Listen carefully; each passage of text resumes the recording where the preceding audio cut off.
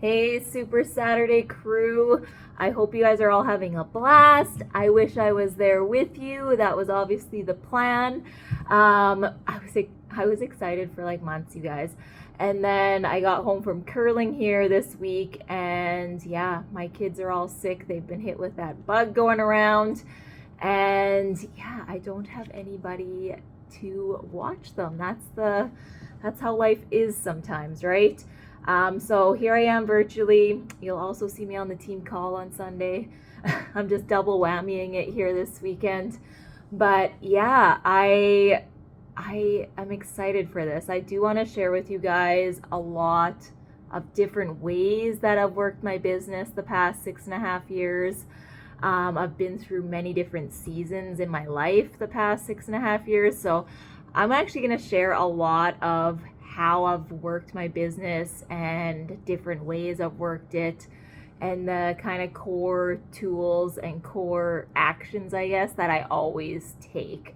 Um, I do want to tell you guys a little bit about me if you don't know my story. Um, so I started coaching in 2016. Initially, I ordered my 21 day fix challenge pack, it was called then, and DVD style 21 day fix extreme. They sent it to me. I legit didn't even think I was going to finish those 21 workouts. I did not think that I would stay consistent and committed to finishing those 21 days. But I got plugged into this virtual group and I fell in love with the community, the support system, cheering each other on. And yeah, the next month I actually started coaching myself. And I truly just wanted to help people do this with me and experience the shifts that you can when something is working into your life, and versus like I felt before that I was always struggling with different schedules, and after working all day I didn't feel like going to the gym. I'm definitely a homebody at heart, so yeah, I it was feeling like a chore if I had to go out and work out somewhere instead of, enjoying the journey, which eventually led to me going through many different cycles of being consistent for a while and then falling off the fitness train and just not working out at all. And I would feel those physical differences immediately just with my energy. I knew how good it was for my mental health, but I was just struggling to kind of find what worked for me and what I could fit into my life. So I was definitely a big skeptic before I started with my DVDs. I had been CrossFitting for about 3 years on and off. And yeah, I was like all out with my CrossFit, but it was getting to the point that it was hard to fit into my life with a newborn, and I was having some issues with my back, just physio stuff I needed to work through. So I ended up pausing my membership, and then that spring was when I got started with Beachbody, and truthfully never looked back. But yeah, so when I started, I had one daughter. We did end up having twins a couple years after that. And I've worked this business from being a full time dental hygienist to now being a full time coach, and I'm personal training on the side as well. I took my personal training certification about 2 years ago now. And so I started incorporating that into my business, which has been a lot of fun too. And through that mixture, there was a lot of different life phases, if I'm being honest. So, with the twins, it was a high risk pregnancy, and I ended up being on bed rest after, how far along was I? After 20 weeks. And then I had the twins when they were 29 weeks, so they were very early. They were only 2.5 pounds, and we were in NICU for 61 days. And then the transition home with newborn twins and a 4-year-old at the time. And yeah, then that life transition, I was honestly purely exhausted. So many different life phases for sure. And I just want to share with you guys how I worked my business in each phase. And I hope that that can help you guys, work with the main tools that we have as coaches and work it into your life, whatever phase you might be in, because I've worked my business many different ways and it still has been consistent for me for the 6.5 years. So I've always strived for consistency with Success Club, with helping people every single month. That's always been a non-negotiable for me. I wanted to build this business. I wanted to build some passive income originally. And I truthfully never thought that I would be a full-time coach and leave dental hygiene. But here I am. And I just found that coaching really was a big passion for mine. And it never really felt like work per se. Like with my dental hygiene position, I always felt like, oh, tomorrow's Monday. I have to go to work and I have to do that until Friday. And it was always had that different, heavier feeling for me. So coaching never really had that for me. I'm not going to lie and say that every day feels amazing and easy, because it doesn't. I've definitely worked my business through some tough times. But it always fuels my soul, fuels my mind, fuels my heart when I'm able to help other people, even if I am personally struggling. So I've kind of just leaned into that during hard times in my life. And yeah, it just kind of fills my cup. So I keep helping others along the way. But let's start at the beginning. So 1 kid, and I was working full time. I was married at the time. And yeah, so I was working full time and I started coaching in the summer. So I was like June.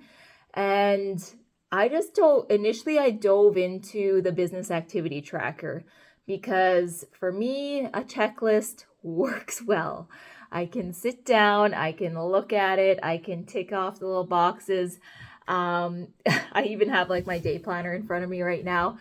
And that is the first thing I do is I like make a checklist for the day. But that is me. Like, I know not everybody is a checklist person. So just with any training, take the nuggets that work for you and utilize those in your business, or try them and see how it goes. But so I started, and yeah, full-time coach or full-time dental hygienist. And I was working my business primarily in the mornings. So I would get up early. So for me then, like early was about 6, because I used to like sleep in till like the very last minute, immediately get my scrubs on and like leave the house. So this was like setting my alarm clock slowly but surely. I set it back a little bit. And I'd usually do my business building tasks in the morning. So I would get a post up and I would do some connections. So just connecting with people who were commenting, liking my posts, people that were on my kind of list that I thought this might work for. So this isn't always people that are on your radar, like within, like they're liking all your posts or anything like that. This was kind of people that were on my friends list that I thought this would work for them too. Like they might be feeling just like I had been, and maybe this would work for them right now. So that was like a list that I had and utilized. And when I started, I made a list of names. And I went through these names, and same thing, it was kind of from my friend list, contact list. And that's what I worked from for the first, I'm going to say like 3 months or so. That was the list I went back to. And then obviously as people start connecting and interacting on your posts and you're sharing your journey, then I was also interacting and connecting with them along the way. And then I'd go into my inviting. And I truly feel like still to this day, the things that are going to move our businesses forward, our business building tasks, it is the connecting and the inviting. Those two things. So if you can focus on those two things, and you know what, the rest becomes fluff. That's why I like to call it like fluff work. It's extra. I view my posts now as kind of like a journal, or like I'm sharing my journey, but it's essentially marketing, right? And marketing is a small piece in any business, right? When I think of small businesses in town, like totally unrelated to Body / Beachbody, I connect with people on a personal level. And yeah, if I know they have something that I need, I'm going to go to them, right? So, and it's that personal connection. So talking to people, and whether that's in person, messaging, voice notes, whatever that looks like, whatever works better for you, go with that. And that's what I did every morning. Usually at lunch, I would check into my groups. And then in the evenings, I'd do another kind of quick evening check-in in my group. And at that time, I wasn't working out in the morning. I didn't start working out in the morning until I did 80 Day Obsession, which was like a year and a half into coaching. And that program, I know for me, changed my wellness journey going forward, because it created so many healthy habits and routines. And it truly made me believe that, like, yeah, I can get up early and work out. And I feel better on the days that I did get up early and work out. And I started to correlate that positive feeling to waking up early, right? So at that time, the workout was after work. And then I would kind of get dinner ready. Sometimes I'd have it on before I started working out if I was making something that would take longer. Other times I would work out and then get dinner on. So that was kind of how I worked my business in the beginning as a full-time dental hygienist. Very much pockets of time. I never really had lots of time to work the business. Even to this day, I still work in pockets of time, you guys. You don't need loads of time to work this business. Yeah, I've never had a lot of time to work my business, ever. Through all these phases that I'm going to tell you about, I never had loads and loads of time. I know people think, oh, you're on mat leave with the twins. Yes. I did not have a lot of time when I was on mat leave with the twins. They were nonstop. So next up, so I actually got pregnant with the twins in 2018. So that would have been like 2 years into coaching. And as soon as I found out I was pregnant, I kind of had this thought in my mind that I might want to go like make coaching my full-time business. I had been doing it for a few years and I had been hitting Success Club consistently, but I knew like if I really wanted to kind of get to the next level and be able to step away from my hygiene position after I had the twins, that I was going to need to build a team, and I was going to have to kind of expand and build a little bit faster over that next year. So that next year I did have a big year for sure. It was a year of growth and a lot of, it was a great year. Like it truly was. It was a lot of work, but it was very focused and it was very driven. And I had very specific goals. And if that kind of span taught me anything, it was that if you have a very specific goal and you have a specific goal date, and you wake up and you're thinking of that every single morning, and this doesn't have to be income related or anything. This would be your long-term vision. Like, have that vision in your mind. And I know for me, having that vision helps me on the tough days, on the days you don't necessarily want to show up, because it reminds me that I'm working for something bigger, like this long-term vision, right? And at the time, I really started treating my business like a business. I broke down each month. I broke down each quarter. I broke down what goals I wanted to hit. But then I broke that down into what that meant to hit those goals, right? So often we set goals and it's like, yeah, that's what I want to do. But then we don't game plan for it. So you need to break down the goal. Like, how many conversations is that going to take? How many coaching invites is that going to take? How many new challenger invites is that going to take? How many conversations are you going to be having with your current challengers? The ones that are really rocking it, to help them become new coaches. All of that stuff can be broken down into like little mini goals for each month, each week. And I really started, diving into that. And I worked my business. So at 20 weeks, I went on bed rest. So that kind of changed my business a little bit because I obviously wasn't able to work out anymore.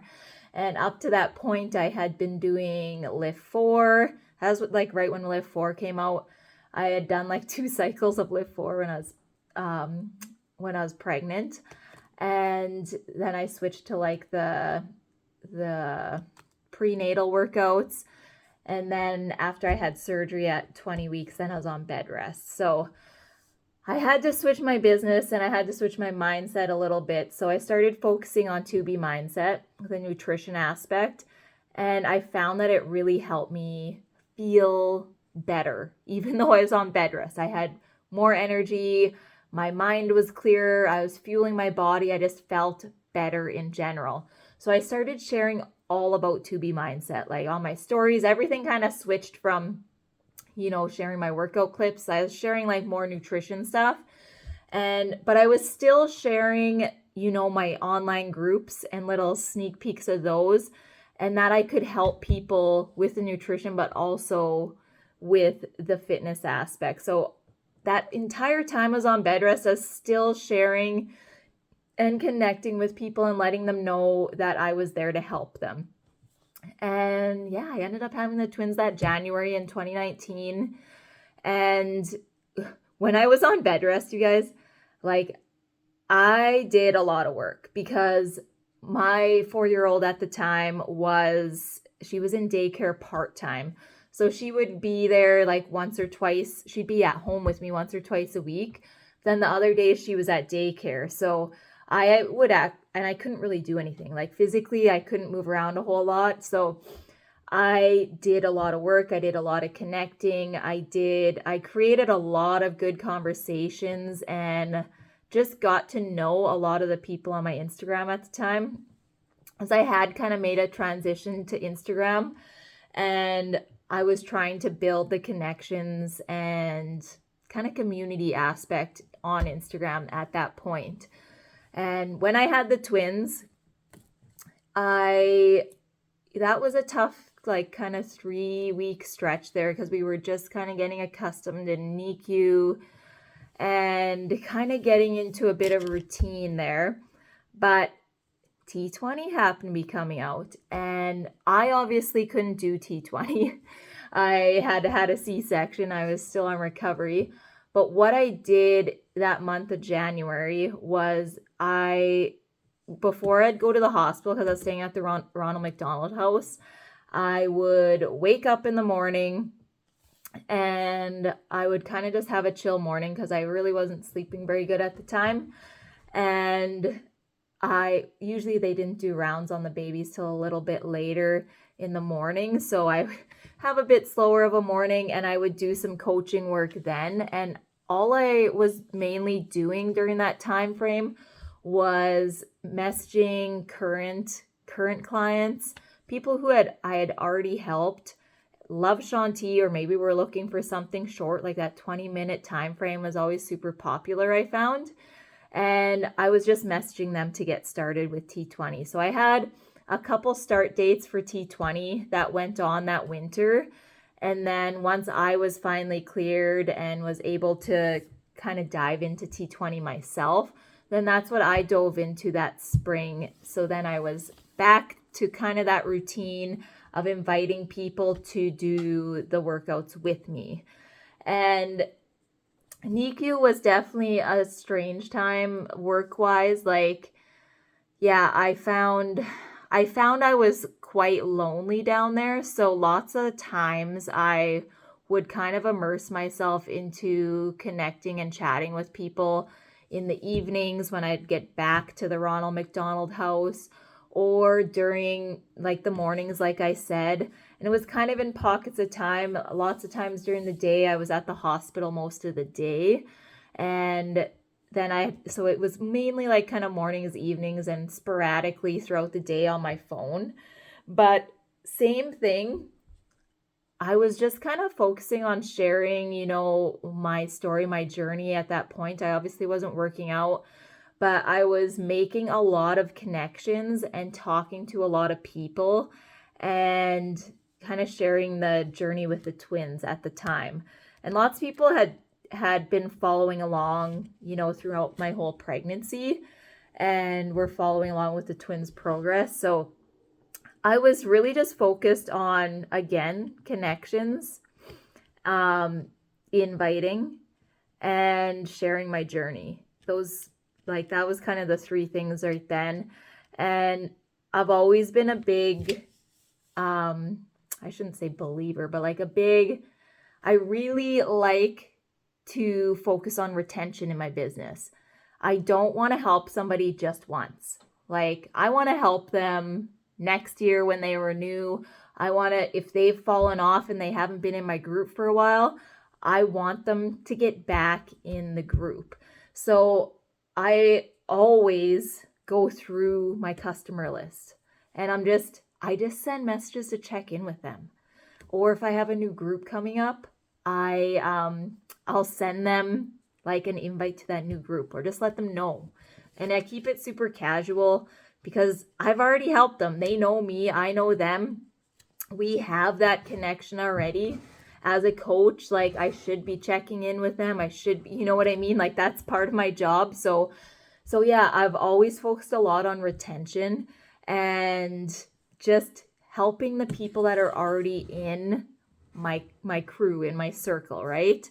So that's something I definitely do a lot of now too, every month with renewals, checking what renewals are coming up this month and messaging everybody to help them get renewed, kind of the route that they want to go. Now, the transition home, that was a bit of a crazy time. Mamas, if you've done the transition home from NICU, or if you've even just done transition home from the hospital, it's really tough. With the twins, I was getting between 3 to 5 hours of sleep per night for like 2 years. So that there's a lot of time there that my memory just doesn't remember stuff. It's pretty crazy. Just pure survival mode.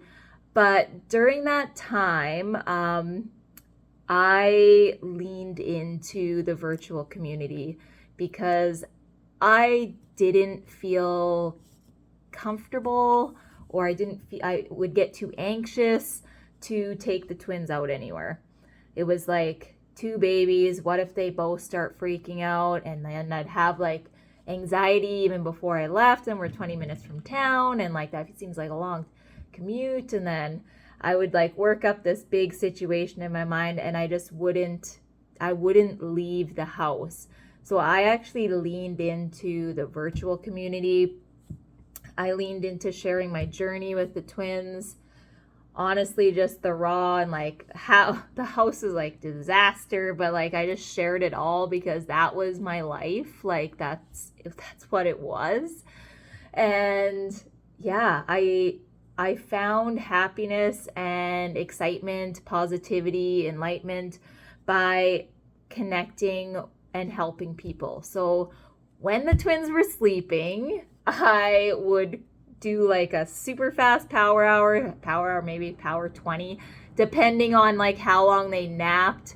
And I just very much worked pockets of time again when they were napping, if they were napping. And I focused on connecting and inviting. And those were my 2 focus points. And then in the evenings, once all the kids were in bed, lots of times I would, like, if I hadn't had time to get stories up that day, then I would put my stories up.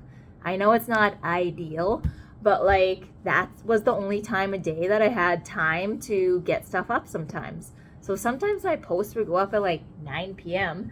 But I'm like, well, if I'm up, somebody else is likely up, and you start to connect with other people who are actually up at that time too.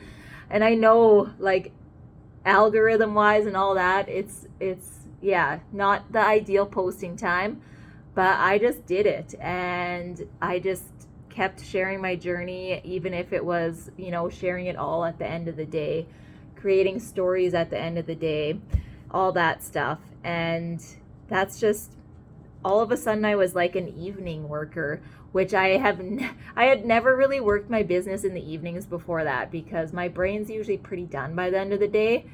But at that time of my life, like, I knew that I just wanted to keep building and working towards full-time coaching. So, full-time coaching, let's talk about that. So 2020, I gave my notice at my hygiene position that I would not be returning after my mat leave. I was going to be full-time coaching. And honestly, the transition to full-time coaching was still very much pockets of time for me because I had the kids at home.